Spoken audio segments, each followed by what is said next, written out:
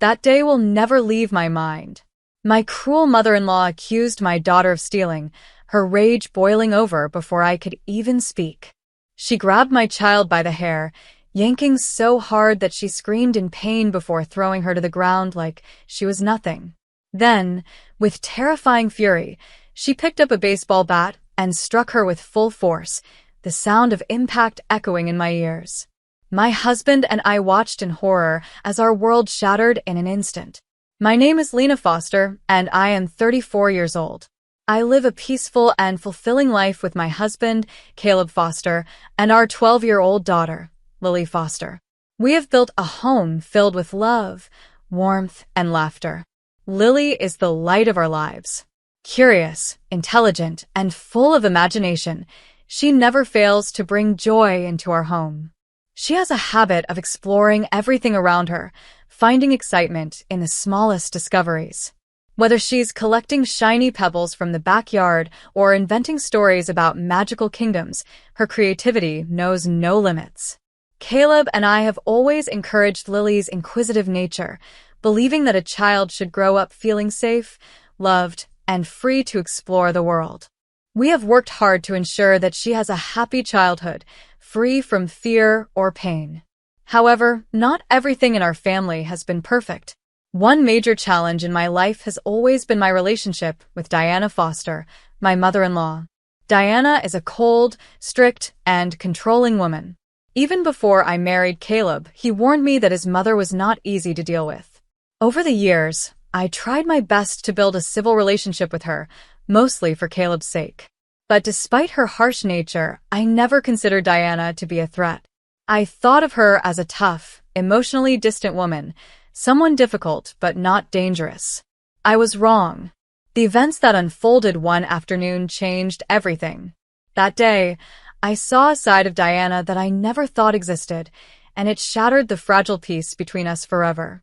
It was a bright, sunny afternoon when Caleb and I decided to visit his mother, Diana Foster. She had been living alone since Caleb's father passed away, and though she never openly admitted it, I knew that deep down, she enjoyed our visits, especially the time she spent with Lily. Despite Diana's strict and often unapproachable demeanor, she had a soft spot for her granddaughter. Or at least, that's what I had believed. Lily was particularly excited about this visit. That morning, while playing outside, she had discovered something she couldn't wait to show her grandmother, a beautifully preserved butterfly with vibrant blue and orange wings. In her innocent excitement, she held it gently in a small glass jar, eager to share her discovery. As we drove toward Diana's house, she sat in the back seat, practically bouncing with anticipation. "Mom, do you think Grandma has ever seen a butterfly like this?" she asked, holding up the jar for me to see. I smiled at her enthusiasm and replied, "I'm sure she has, sweetheart, but she'll love hearing all about it from you." Beside me, Caleb glanced at me through the rearview mirror and gave me a knowing smile, a quiet, unspoken moment of shared understanding between us. When we arrived at Diana's house, everything seemed normal. The house was quiet, the air carried a faint scent of cinnamon, and soft classical music played in the background. Diana greeted us at the door with her usual firm tone, her expression unreadable as always. However, when her eyes landed on Lily, there was a brief flicker of affection, barely noticeable but present. "Come in," she said, stepping aside to let us enter. "It's good to see you all." Her voice carried its usual stiffness, but I could sense that, in her own way, she was genuinely pleased to see Lily. As we walked in, Lily rushed to the living room, eager to find a place to set down her butterfly jar before showing it to Diana. Meanwhile, Caleb and I busied ourselves helping Diana with a few chores around the house. Everything about that afternoon felt calm and uneventful, a routine visit like any other. I had no idea that this seemingly normal day was about to take a devastating turn, one that would forever change our family. As the afternoon went on, everything remained peaceful. Caleb and I stayed busy, helping Diana with small household tasks while Lily kept herself entertained in the living room. She had set her butterfly jar on a small side table and had now moved on to looking through an old wooden cabinet filled with books and trinkets.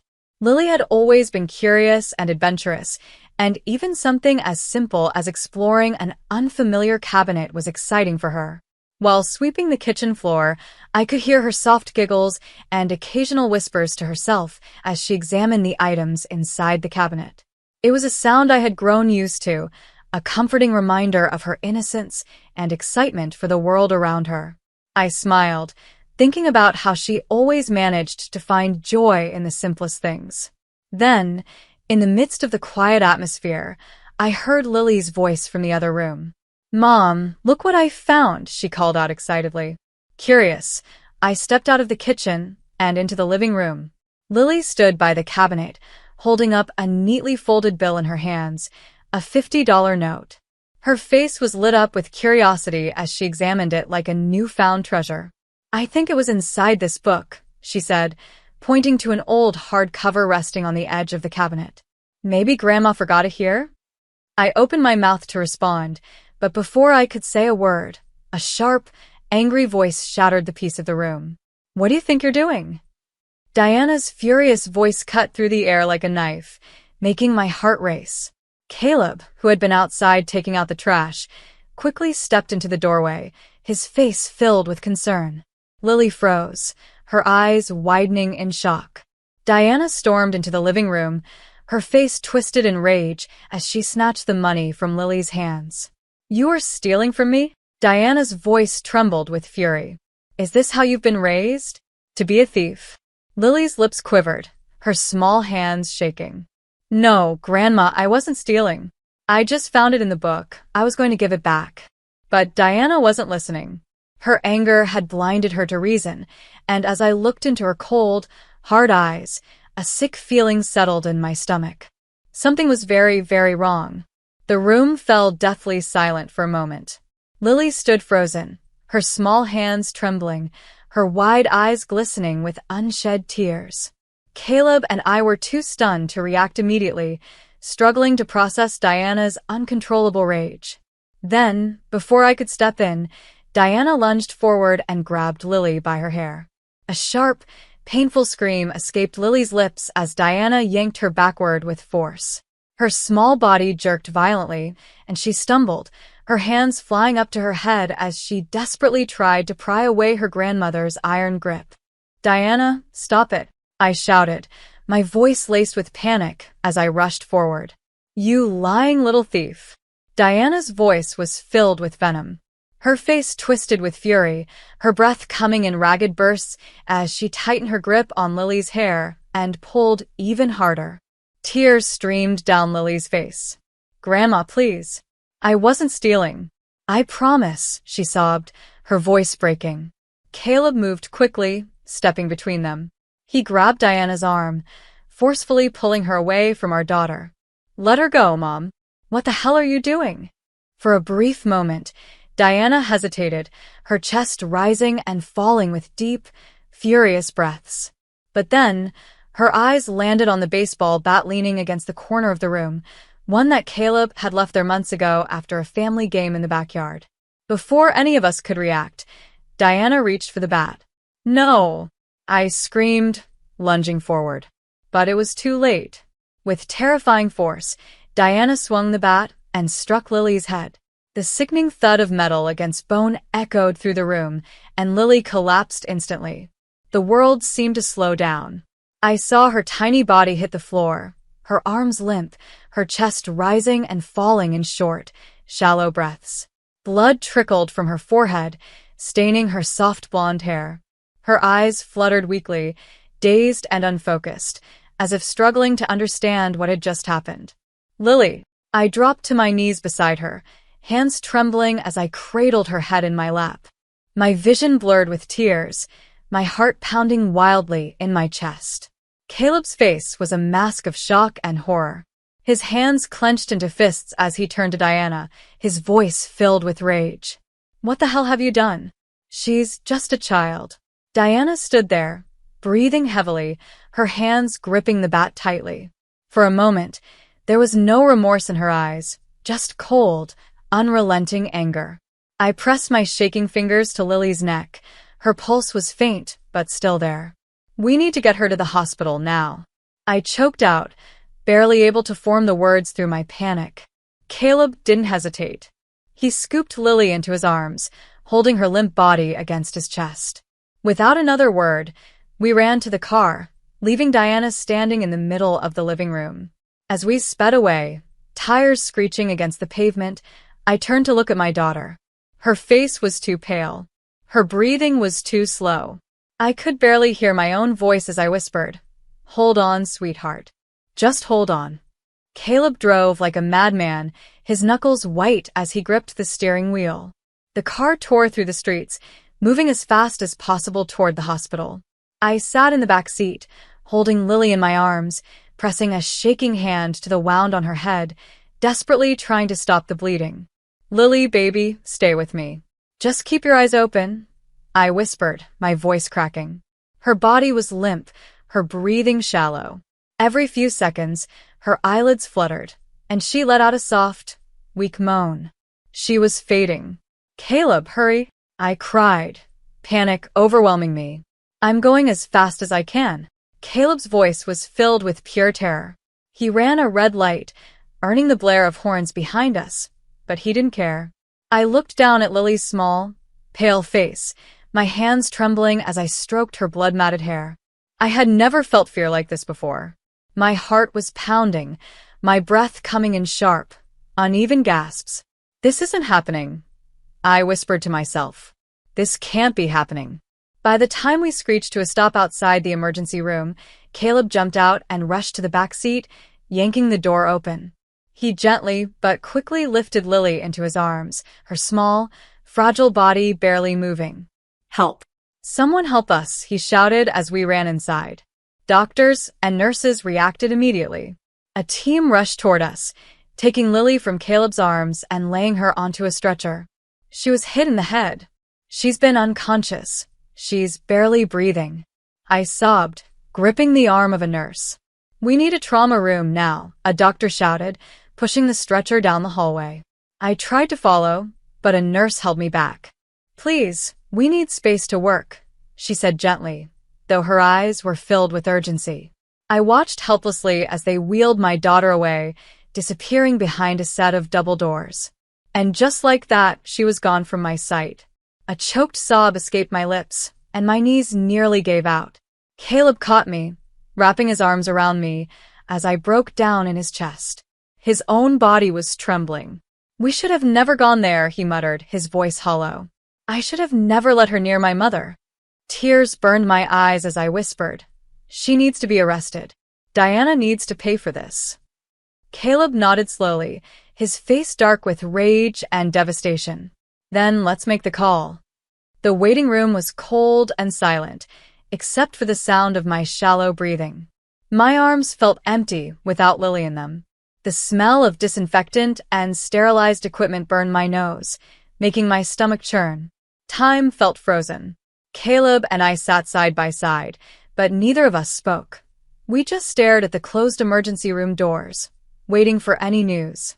Every passing second felt like a lifetime. I gripped Caleb's hand so tightly my knuckles turned white, but he didn't complain. He just held onto me like he was afraid I'd collapse if he let go. Maybe I would. Finally, after what felt like hours, a doctor stepped into the waiting room. He looked serious but calm, and I clung to that as I forced myself to stand. "Mr. and Mrs. Foster?" His voice was steady, professional. "Yes," I croaked. "How is she? Is Lily okay?" The doctor gave us a small, reassuring nod. "She's stable now. The blow to her head caused a concussion and a deep laceration, but there is no skull fracture. We've stopped the bleeding and stitched the wound. However, she's experiencing mild swelling in the brain, so we need to keep her under observation for at least 24 hours. She's awake, but she's very weak and disoriented." Relief flooded through me, but it wasn't enough to erase the anger burning in my chest. I closed my eyes and let out a shaky breath. "Can we see her?" Caleb asked, his voice tight with emotion. The doctor nodded. "Of course, but please keep it brief. She needs rest."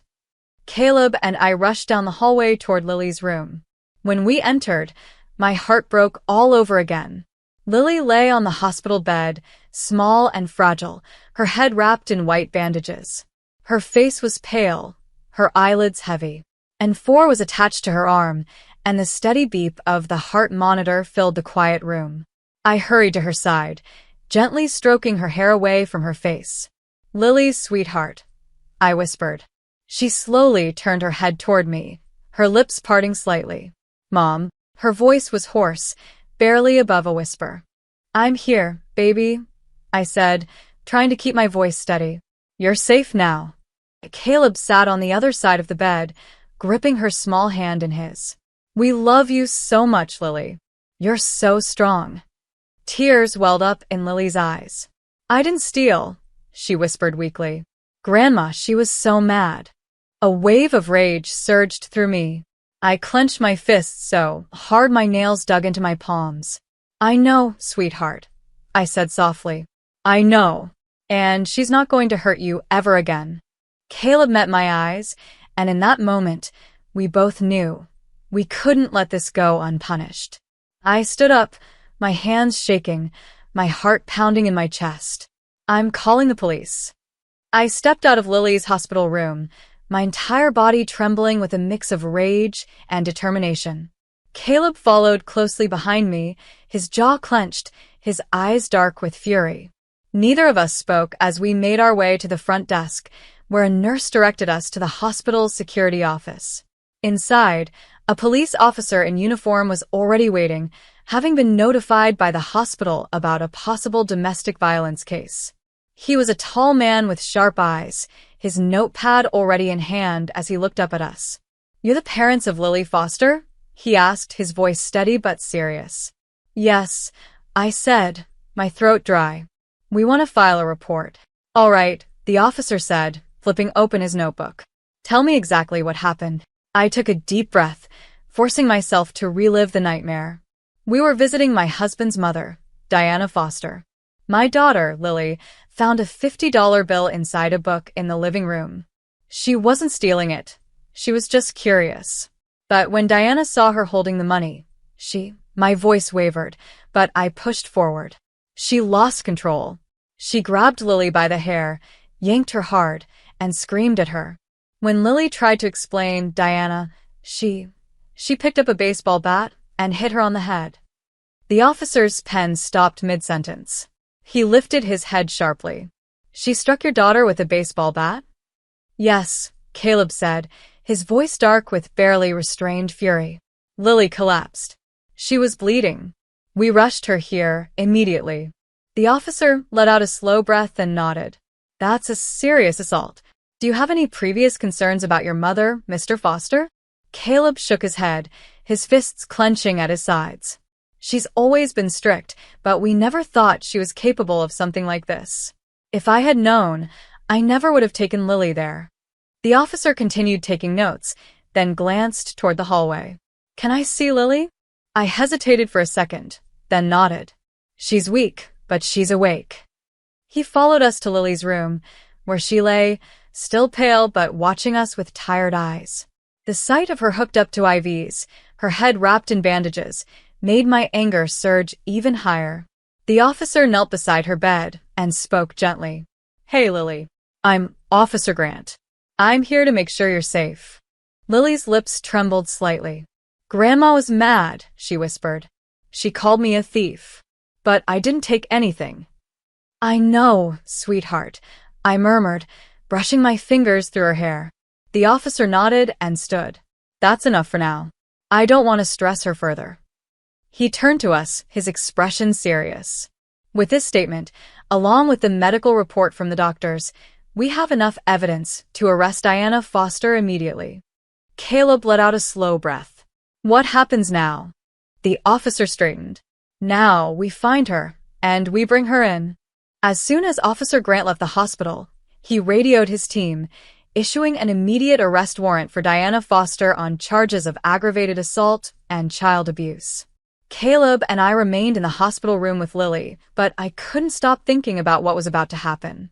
Diana had no idea what was coming for her. Roughly an hour later, Officer Grant called Caleb's phone. Caleb put the call on speaker, and we listened intently. "We've located Diana Foster at her residence," the officer said.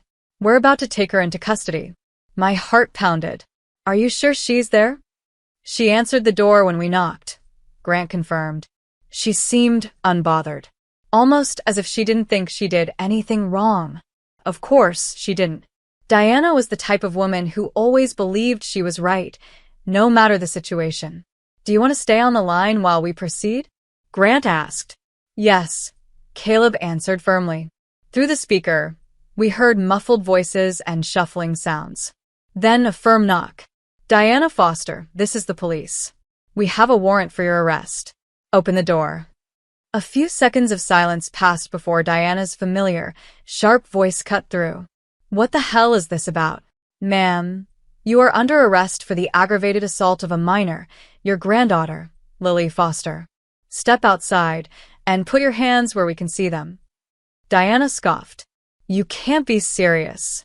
That brat needed discipline, not coddling." Hearing those words made my stomach churn with disgust. "We're not going to ask again, ma'am." Officer Grant's voice remained firm. "Step outside now." More shuffling. A few moments later, we heard the distinct sound of handcuffs clicking into place. "You have the right to remain silent. Anything you say can and will be used against you in a court of law," one of the officers began. Diana's voice was filled with rage and disbelief. "You're arresting me for doing what a parent should have done? That girl needed to learn a lesson." Caleb's jaw tightened. I could see the fire in his eyes as he stared at the phone. "She's not your child," I muttered under my breath, unable to hold back my anger. "And she didn't deserve to be beaten over a stupid $50 bill." The call ended abruptly, but I could picture the scene in my head. Diana, standing in the doorway, handcuffed, still believing she had done nothing wrong. I turned to Caleb, exhaling deeply. "She's finally facing consequences." He nodded slowly, his shoulders tense. "But it's not over yet. We still have to make sure she doesn't walk free." We both knew the real fight was just beginning. A few weeks passed, and the day of the trial finally arrived. Diana Foster was formally charged with aggravated assault on a minor and child endangerment. The case had gained local attention, and the courtroom was packed with reporters, concerned citizens, and even some extended family members who had come to see the outcome. I sat in the front row with Caleb beside me, holding my hand tightly. My heart pounded in my chest as I glanced over at Lily, who sat quietly next to me. Her head injury had healed significantly, but the emotional wounds were still fresh. She had been having nightmares ever since the attack, and even though she never said it out loud, I knew she was terrified of what would happen today. Then, they brought Diana into the courtroom. She walked in wearing an orange jumpsuit, her hands cuffed in front of her. For the first time in my life, she didn't look powerful. She looked small, weak, and bitter. But even then, her cold eyes never wavered as she scanned the room, finally landing on Caleb and me. Instead of remorse, her lips curled into a faint sneer. She still didn't believe she had done anything wrong. The judge entered the courtroom, and the trial began. The prosecutor stood and laid out the case. "Ladies and gentlemen of the jury, what we have before us is a case of unforgivable cruelty. A grandmother, someone meant to love and protect, instead inflicted violence upon her own granddaughter. She grabbed her by the hair, humiliated her, and in an uncontrollable fit of rage, struck her with a baseball bat. If not for the swift actions of her parents, this child may not have survived. Today, we are here to ensure that Diana Foster is held accountable for her actions." Diana's defense attorney tried to argue that she was simply disciplining Lily, that she never intended to cause real harm. But then, the prosecution played the 911 call Caleb had made that night. The room fell into a heavy silence as my panicked voice filled the courtroom. "She's bleeding. She's not waking up. Please, we need help." Tears welled in my eyes as the room heard Lily's soft whimpers in the background of the recording. Then came the hospital report. The doctor who treated Lily took the stand, confirming the severity of her injuries. "This was not an accident," the doctor said firmly. "The force of the impact could have caused permanent brain damage. The fact that she survived is purely luck." The courtroom murmured in shock. Then Lily herself was called to testify. I squeezed her hand as she stood, her small frame looking even smaller under the weight of all the eyes watching her. She walked to the witness stand and sat down, her legs barely reaching the floor. The judge spoke kindly to her, explaining that she didn't have to be afraid. The prosecutor approached gently. "Lily, can you tell us what happened that day?" Lily's lip trembled, but she took a deep breath. I found money in a book at Grandma's house," she whispered. "I was going to put it back. But when she saw me, she got really mad. She pulled my hair really hard." A few jurors exchanged horrified glances. "And then what happened?" the prosecutor asked. Lily blinked, her eyes shining with unshed tears. "She hit me with a baseball bat. And then I woke up in the hospital." A wave of whispers rippled through the courtroom. Some jurors looked physically sick. Diana sat there, expressionless. She didn't even look at Lily. "Thank you, Lily," the prosecutor said softly. "You did great." Lily returned to me, and I wrapped my arms around her tightly, whispering how proud I was of her. After more evidence was presented, including the police report and the medical records, the prosecution rested its case. Now it was Diana's turn to speak. She stood, her voice flat, emotionless. "I did what any real parent should do. Kids today have no discipline. If my son and his wife weren't so weak, I wouldn't have had to teach that girl a lesson." Gasps filled the courtroom. Even the judge looked disgusted. With that single statement, she sealed her fate. The jury didn't take long to deliberate. Within an hour, they returned. The foreman stood. "We, the jury, find the defendant, Diana Foster, guilty of aggravated assault and child abuse." I let out a shaky breath, tears streaming down my face. Caleb closed his eyes, his shoulders sagging in relief. The judge nodded. "Diana Foster, you are hereby sentenced to 15 years in prison with no possibility of parole for the first 10 years. It was over. Diana's face finally changed. Her confidence shattered. The reality of her fate sank in as the bailiff approached.